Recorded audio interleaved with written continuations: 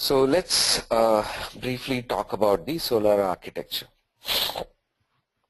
So these are some of these components what now you would come across when we are trying to understand Solr. So it's very important that we spend some time in understanding this architecture and we understand these things in detail, because when we move forward, most of these things I'll be referring to these components. So the more in detail we understand, it's really good for us. Okay, so the first one, if you look on the topmost left corner, there is a section called request handlers. Okay, so a request handler is nothing but a plugin which can be defined to accept any request coming to the Solr server. Say for example, it is in simple terms, it is like you are defining a servlet for different needs. It's just a URL. Okay, so if you need different aspects or features of Solr, the first thing you may be dealing is with the request handlers. So you have to define request handlers for different type of interactions. It's like the entry point. So once you define the entry points, you can create all the subcomponents under those request handlers, and you can let anyone interact with those request handlers. So it is just like a URL where you are defining a servlet relative context path for each request to map to that particular type. If someone is accessing select, so the select request handler will respond. If someone is calling say /select, the select request handler will respond.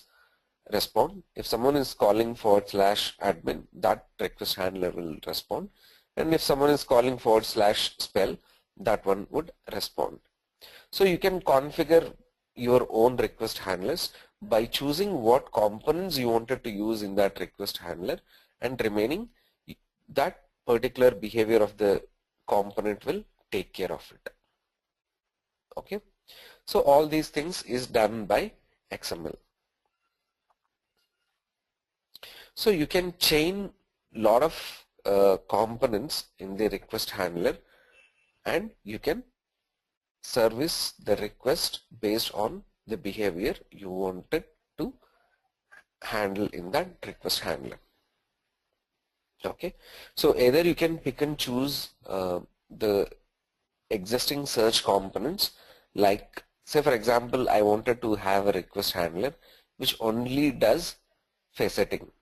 So I can have a /facet and choose the facet component, or I can choose faceting and highlighting and say facet URL. So all those things you can do it, or you can build your own custom search component, and you can also configure those things. So it is all based on what is that we need. Okay, so there are bunch of request handlers. So I have only mentioned 3 on the topmost left corner, but in fact there are many more. Okay, so all the configurations of the request handlers and all is handled and done using the XML configurations. So these are all the search components which you can pick and choose, and once you pick and choose these components, that request handler behaves the way how you have configured. So I'll just give not give the complete request handlers, but at some point of time we'll see most of the request handlers, what Solr supports. Will be dealing with them from use case to use case.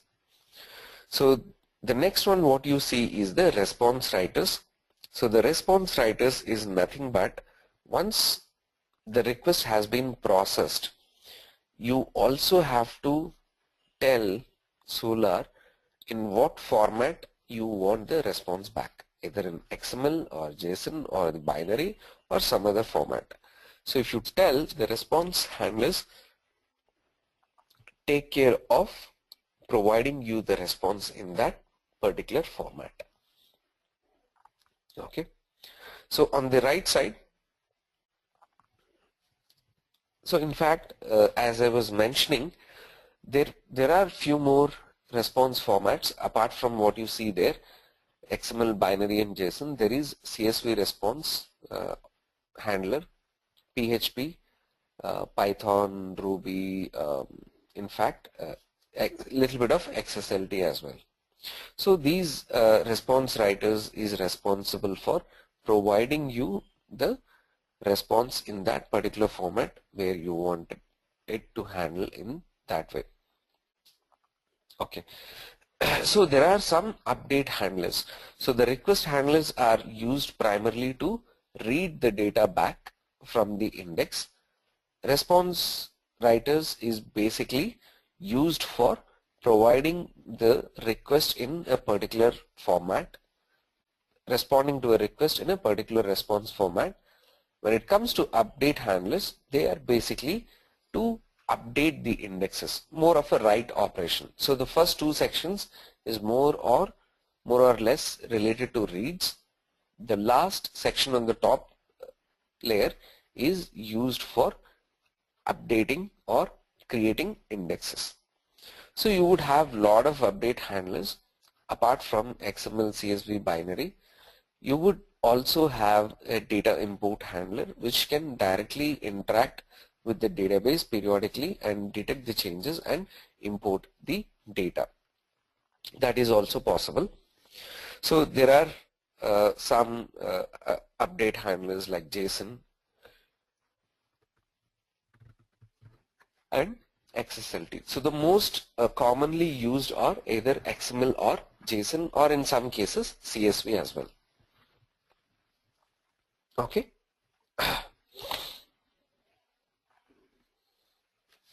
So fine. So now let's understand a little bit on the search components. So we have seen the request handlers. So the search components enable the search or the request handlers. So most of the time request handlers only does search or support the search on the index. So it does support the behavior of the search or request handler by chaining the search components. So you can also chain the search components. It is not that you should only use one search component. You can choose. Okay. And some of these components are as mentioned. You can choose all of these components and you can provide that feature or functionality. So we'll briefly talk about some of these components. So the spell check component is used to check the spellings based on dictionaries, and you have to provide that dictionary to Solr. Okay, so there are some standard dictionaries. You can use those standard dictionaries and recommend, did you mean this? Okay, or you also can use the index itself as a dictionary, right? You know all your index is correctly spelled, so you can use your index itself as a dictionary to correct and tell if someone is looking for a Samsung phone and someone doesn't know the spelling of it and type something wrong. So you can use your index itself as a dictionary to correct the spellings and make right recommendations. Okay, so there are a lot of advantage of doing that. Okay, so apart from that, there are a lot of other components like query elevation component is basically used to elevate the results based on some edge conditions or criterial decisions, which we will discuss that.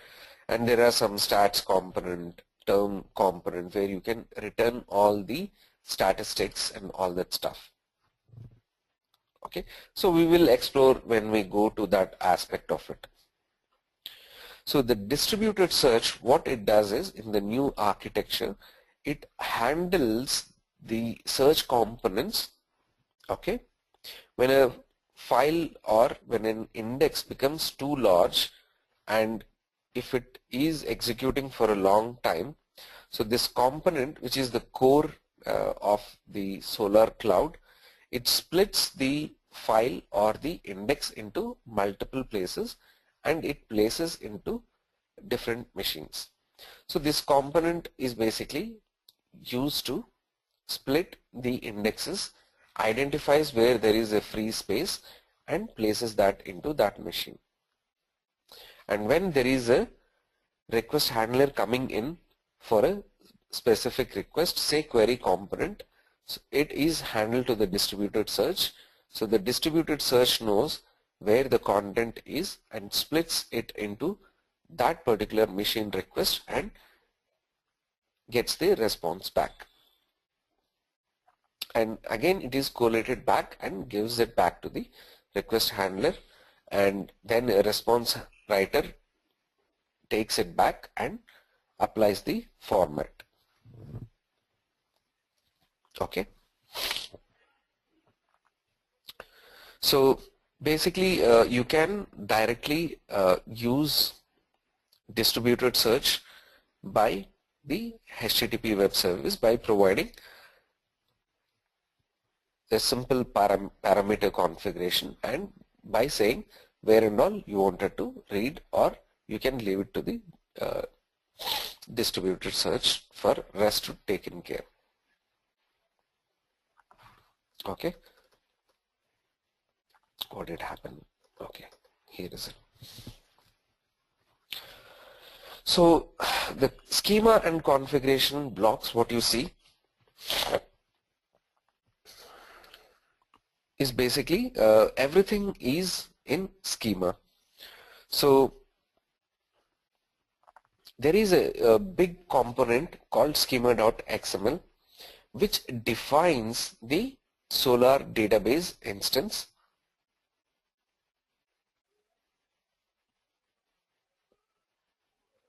So Venkat has a question. So distributed search keeps the server where index is stored in its memory.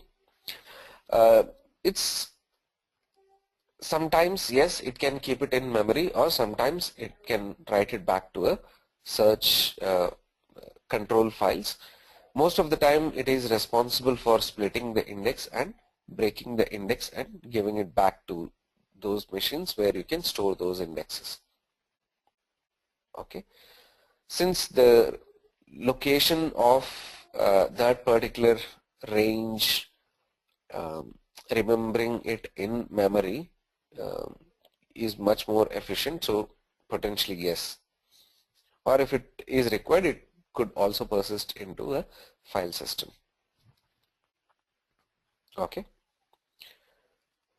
So we will come across these two components called schema and config.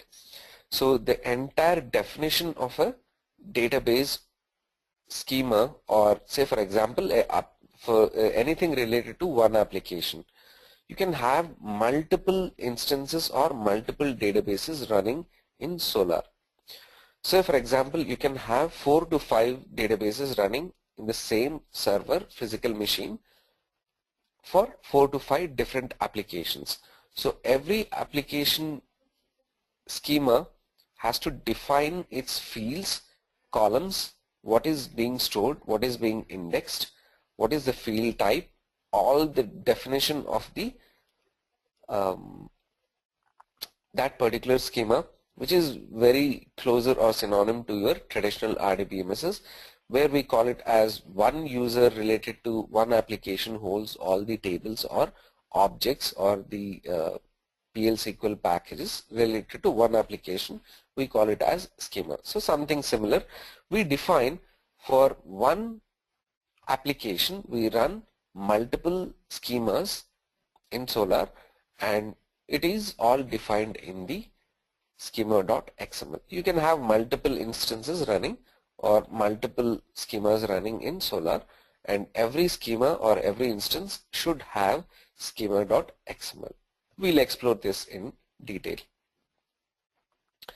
Apart from that, there is another global Solr config.xml defines the functionality of the entire Solr or entire course. So I was referring to you can run multiple schemas, right? So sometimes it is also called it as core. So you can have multiple cores running in one Solr server. Okay, so Solr config is the global configuration file which you will use it for all the cores or all the instances running in Solr server. Okay.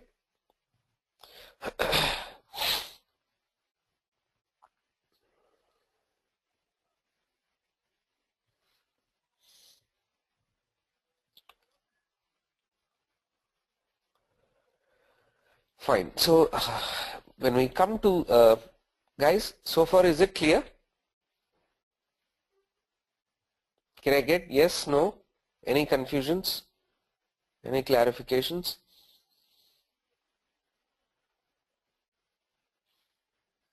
Okay, fine. Fine. So when it comes to update handlers, okay, so there are components which we can use based on our needs, like the logging aspect or the signature aspect. So we'll see some of these things while we are doing it.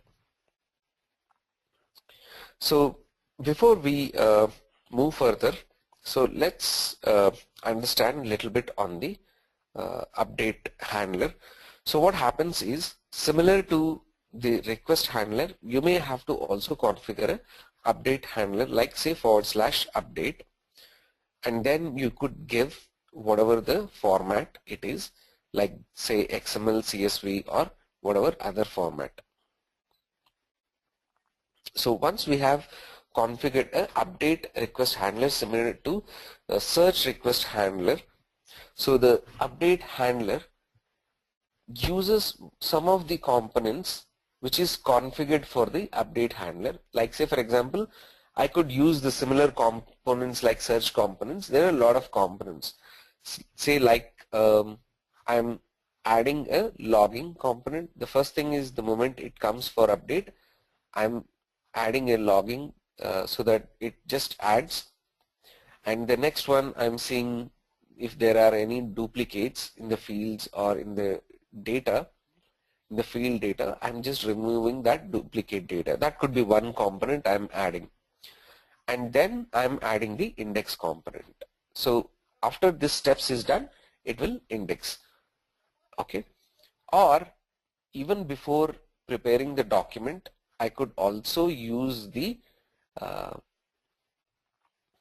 request extractors like data import handler, the PDF or the rich document handler like Solr Cell or Apache Tika, and then pass on to the update processors. So all these things is possible. There are some other aspect which I have mentioned, the data import handler on this component, where if you configure this component to a update handler, it will directly retrieve all the information from the databases and gives it to the update components or processors.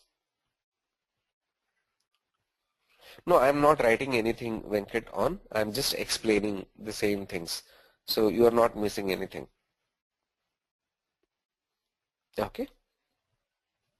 So I'm explaining all the boxes, how the flow happens, and this is the high level architecture. So if we understand this as close as possible, it would be easier, because this will be the terminology what we'll be coming across the course. Okay. So once we have all the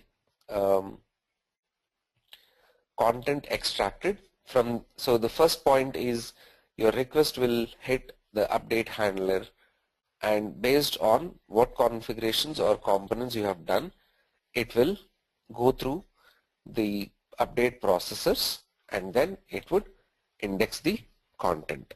When it starts indexing the content, so it will use the same Apache Lucene layer like index writer and all that stuff, and it will write the content to the index. Okay. So apart from that, there could be some common components like analyzers and all that stuff which can be used across either request portion or the update portion. So similarly, the request flow also happens the same way. So you will get a request hitting to any of the request component handler, and based on what you have configured on the chain, it will apply those components, and then if required it will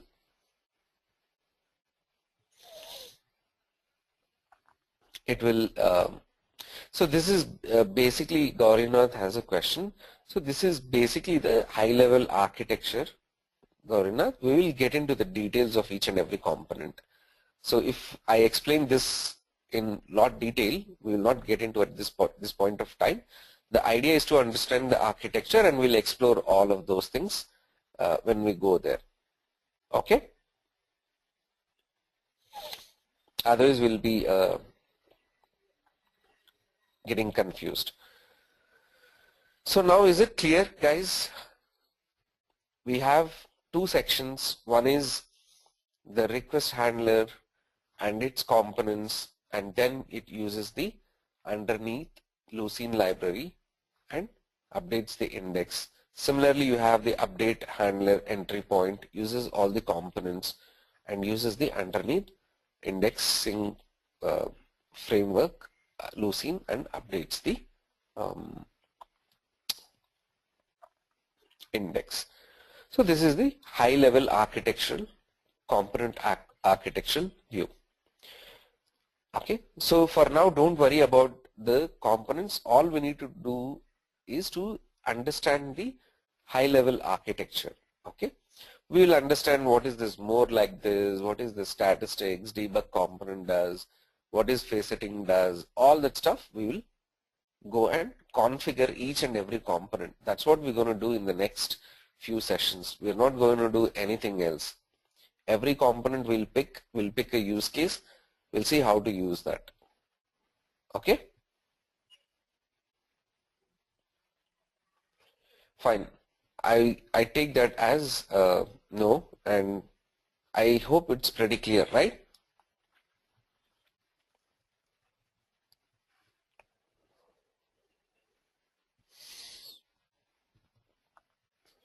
Okay, fine.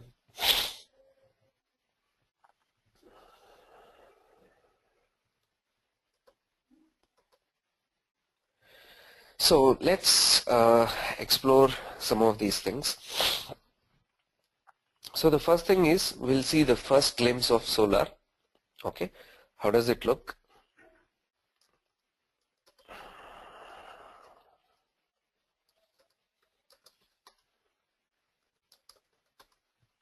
Okay, so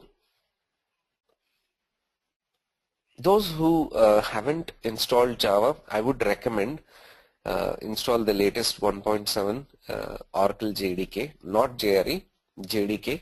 Sometimes we would require some of the libraries from the JDK, so better install the Oracle Java JDK and go to the Apache Solr site, okay, and download the 4.10 version. Okay, so this is the latest version. I'm not sure what is the latest version. Since we have developed all the, okay, so it's more or less 4.10.3. So I think we have more or less the similar version. So let me just check it out.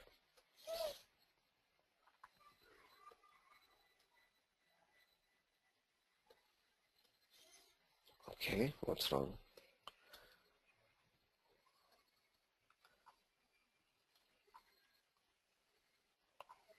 Okay, so I guess we are using 4.10.1. So it's better we take the same version of what we are practicing. Okay, it should not be a huge difference because we haven't tested it in the new version. There are prone to errors when there is a new release immediately which happens. Okay, so it's better that we take the same ones which we are working. So you can always download the earlier versions and make sure we work with the 4.10.1. And once you extract the contents into the Solr, so at later point of the time we may have to set the Solr home. So what we do is just copy this. If you are in Linux systems, you have to export this Solr home and the Solr folder path and add it to the environment variable, either to your .bash rc or your profile environment. If you are running it in Windows, you can also go and add it to Windows environmental variables. Okay, it's just an optional step. It is not that it is required, but it is an optional step which will be helpful if we are running multiple Solr cores on different containers other than what we are practicing it in the labs. Okay, so once we download, you will see the basic Solr folder extracted. So I'll briefly talk about what you can expect in this folder. So what's that you're gonna see in this folder is basically list of folders and some text files. Once you extract and enter it into Solr folder, this is what all you need. You don't need any other thing like a server, Tomcat, at least for now, because Solr bundles the basic version of its downloadable with a Jetty embedded Jetty server, which is more than sufficient for our lab exercises. Okay, so you don't have to download a Tomcat, start the Tomcat or copy the var file and do all that stuff. For all our lab purposes, this is more than sufficient. Okay, so let's quickly explore what we have got. So the most important folder is what you will notice in the example. So this is what we will be mostly focusing and working with this folder. Okay, so the Solr, if you see this folder where we will be dealing with all our cores or all our instances. So this is what I was telling. This is one schema, this is one schema, this is one schema, and this is another schema, or we call it as core as well. This is the another important folder which we'll be working on. Okay, so apart from that, for now we will only look into this folder where you will have all of these things. Okay, and if you wanted to know where you can find your web app content, this is the Solr web app content. Okay, but actually you can find the solr.war in the web apps. This is required when you are deploying this in a different container kind of a thing. Otherwise you don't require. The start.jar is configured to understand all these aspects and run it in an embedded Jetty server. If you are stuck with something, you can always go to the logs folder. It will give you the entire list of log, what's happening in the server. Okay, and apart from that, you would also have the docs, the complete docs of all the components or the primary components, and at times we may also require some examples. Okay, say if you see, there are some examples which we will be exploring it. Okay, example docs, they have got some example docs where we may have to use these example docs to import the content instead of we preparing, import the content, index the content and search the content. Okay, so there are some libraries like all the embedded Jetty server libraries and the servlet APIs, and there is a very important folder called extension folder.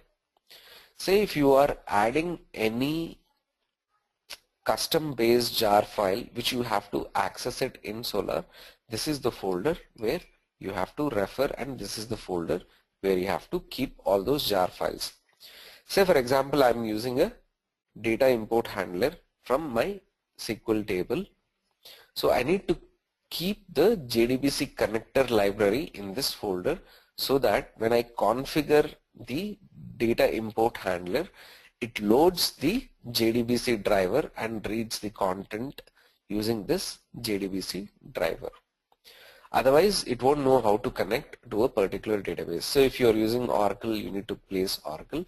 If you're using, say, some other database, you need to place those libraries, or anything else for that matter. If you're referring a class file, or if you're referring something which is not present in the standard Solr server, you have to add those library files here. Okay, fine. So for now we will just keep our context till here, and we will go and understand this more in detail as and when we are working. So the most important file what you have to remember is this start.jar file, which we will be using it extensively throughout our exercises and throughout our course. Okay, so how do I start a Solr server after I download? It's pretty simple. Go to the examples folder, type java hyphen or minus jar and start.jar file, which will start the embedded Jetty server with Solr instance running in it. Okay, and when you wanted to shut down, all you need to do is just press Ctrl C or exit from that particular terminal or session, and the default port would be 8983/Solr. So let's try this out.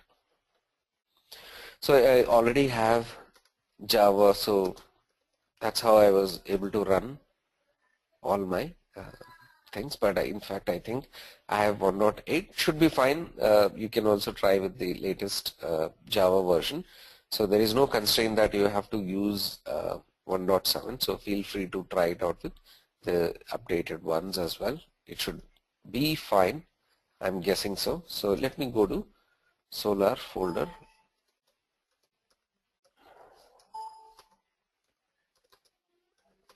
Okay, lab.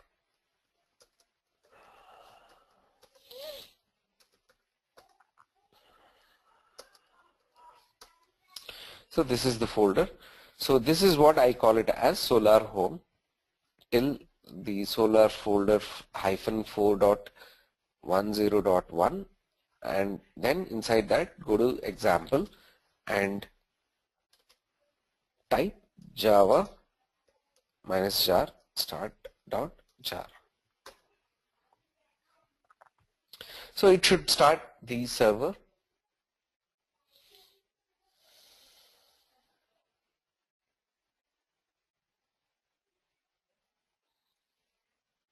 So it's just starting the server.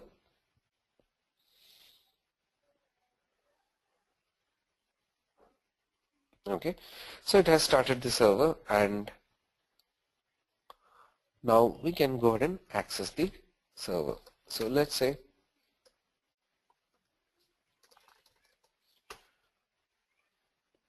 okay, I forgot to add.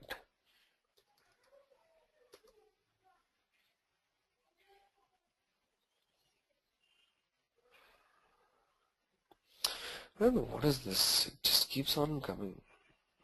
I need to see something wrong with it.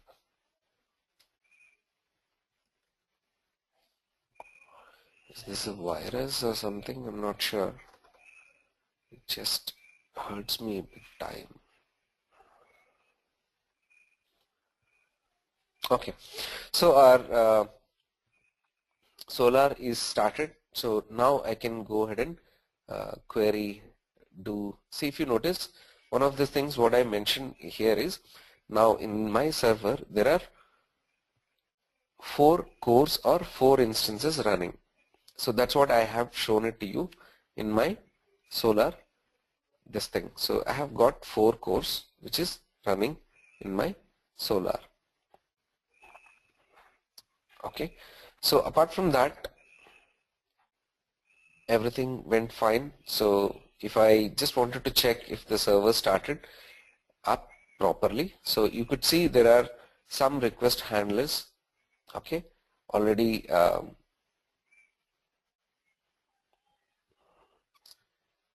configured, and it is throwing me an error saying there are multiple request handlers registered to the same name. So it should be fine, but it is giving me as a warning. Okay, so we could just check it out. So what we can do is we could just quickly walk through some of the admin components. So this is the admin UI where you can access most of the key components or key things. Okay, so let's understand what happened exactly when I did Java hyphen or minus jar with start.jar file. So behind the scenes, the particular jar file had launched a Jetty web container listening on port 8983. Okay, so from Solr point of view, actually it is nothing but the Jetty is running the solr.war on top of the JVM or on top of the Java virtual machine. Fine. So every Solr server has a Solr directory home when it runs in the web container, which is identified as solr.home. So this is the Java system property which it loads and tries to identify the location of where your Solr server is located. So if it is running in the embedded server, it is local and relative, so you can always trust that it is running. It is running from the relative context. And as I mentioned, you can have multiple cores, say collection 1, collection 2, all those things with different configuration file and different index data under the Solr home. So the first thing what I would recommend is when we are learning Solr, don't worry about trying it out with a web container or a JBoss or any other server. For learning purpose, just stick to whatever the embedded Jetty server is more than sufficient. It fulfills all the needs. Later point of time in the project development and all, yes, we will use Tomcat, Access Solr, do all that stuff, but not now. Okay, for now let's keep it. Let's keep our focus to the embedded Jetty server. How do you shut down? Just if you are in Windows terminal session, just say Control-C, it would shut down the server and you can restart it back by same way.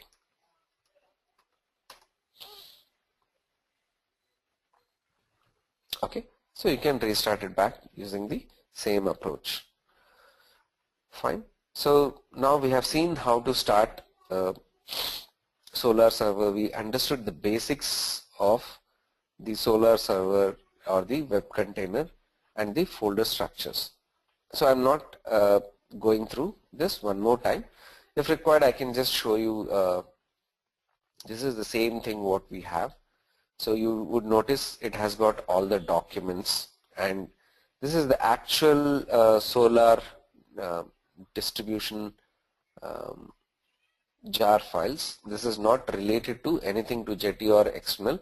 So this is the actual Solr distribution jar files which Solr itself uses. Say for example, there is a analysis extra, Solr cell, clustering core, data import handler. This is all related to Solr features. Okay, and there are some Solr J client features as well. So these are all related to the Solr features which you can find it in the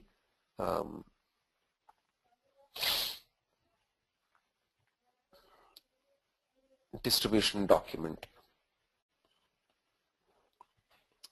So in the contrib folder, as you could see, there are a lot of other folders like the clustering aspects and all that stuff. You will find the related libraries required to those particular modules.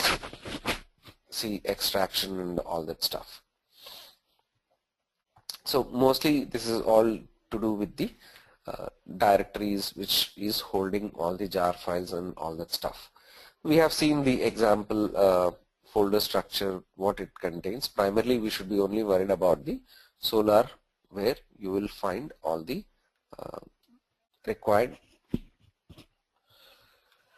instances or cores running. So apart from that, the license files and all, we should not be that worried, or we should not be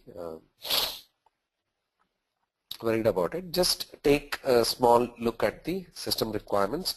So you can try using some of the JVM parameters, which will cover it using or starting the even embedded JT servers. You can pass in some command line parameters how you wanted your Solr embedded server to react or behave. Okay. So we have just tried our exercise of trying out. So let's see what I really meant with lab 1, just to confirm. Yeah, I think the lab 1 is for us to go ahead and start the server, access the server, and explore the content. So just let's do it.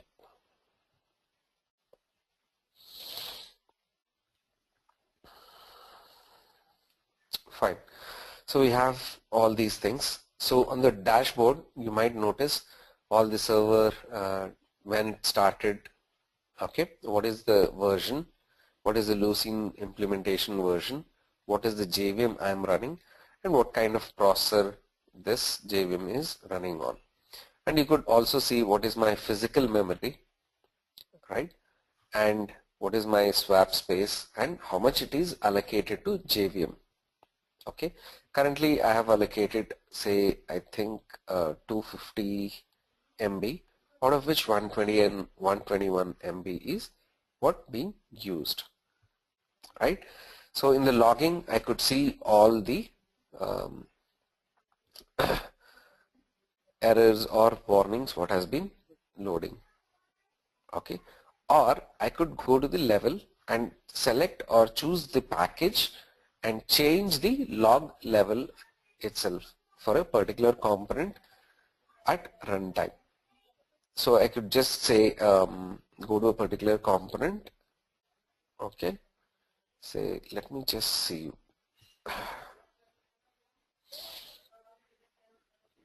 Request handlers.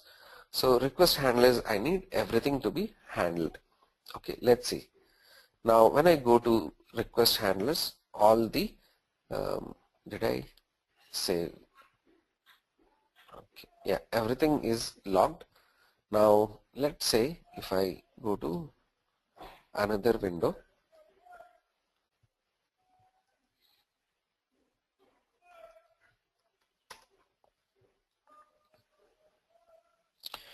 okay, so let's see the logging. It is still taking its own time to load.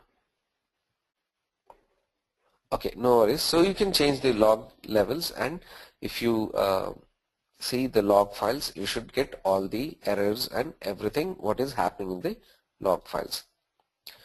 So the core administration, what you would notice is you can add a new core and say this is my core. As I mentioned, for every new core you should have a data directory, and this is what I meant, schema and config. So you should have one schema and one Solr config defined, and once you do that you can create your own collection. Okay, so you can also do some of the things like there could be at times when you wanted to reload the index or reload some of these configurations to particular instance or core. You can definitely do that. So we will go through this rename thing just in case if you wanted to rename the collection name and all that stuff, and just in case there are some auto tools where you wanted to optimize the index.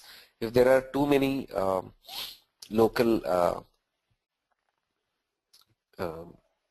say segments created which is not yet merged and all that stuff, you can optimize it just by click of a button. It will try to optimize the indexes which are pending to merge and all that stuff. Okay, so it can be done at various cores. Okay, and you would see the instance directory, data directory and all that stuff, and you could see what is the maximum content footprint it has got on all that stuff. Okay, so apart from that, there are a lot of Java properties which you can see what is the current Java properties it has got, or you can override some of these things while starting the server if you want. Okay, so this one is just like your standard thread dump of your JVM, so you should not be worried too much. Just in case if you are stuck with something, so you don't know, you fired a query and it is stuck. So in those kind of cases, you might require to just take a thread dump look of the JVM.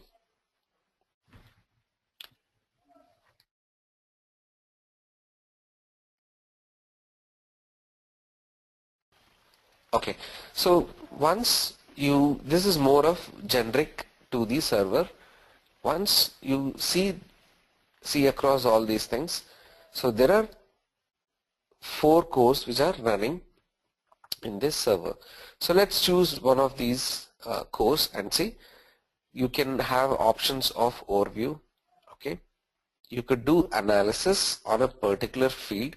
This is a very useful feature which we will cover it in detail, and we'll see what kind of analysis we can provide when we do the analysis part of it. Okay, very useful feature for debugging. Okay, and the data import handler, if we define, it will create the data imports from your traditional RDBMSs. And documents is nothing but you can query the document or update the document, update the document with a update request handler. You can directly type the XML, copy paste the XML or the JSON. I said there are multiple update handlers. There could be CSV, there could be JSON, there could be XML from the Solr command, raw thing, or file upload, or whatever option. So we could also see all the configuration files and all that stuff, and I think this is just a very basic thing. So now you could see all the plugins or start components what this particular instance is using. Say for example, I'm using all the highlighter, the query parser. In the query parsers, these are all the query parsers what I can potentially use.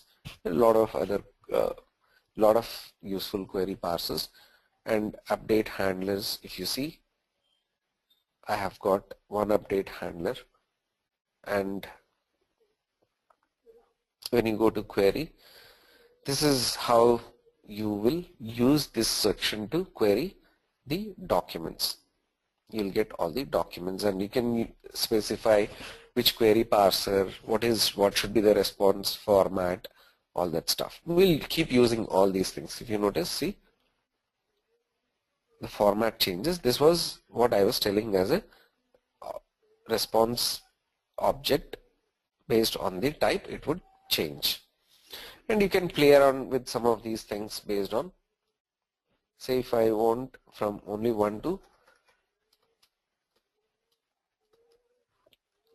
2 records.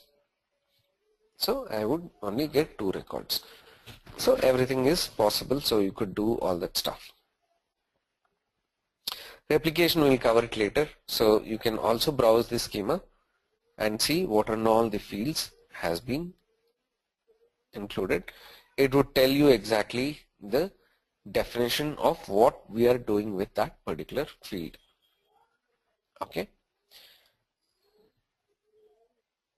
And it would tell you what kind of analyzer we are using with that field and all that stuff. Okay. So that's a brief overview of what we have been supposed to do in the lab.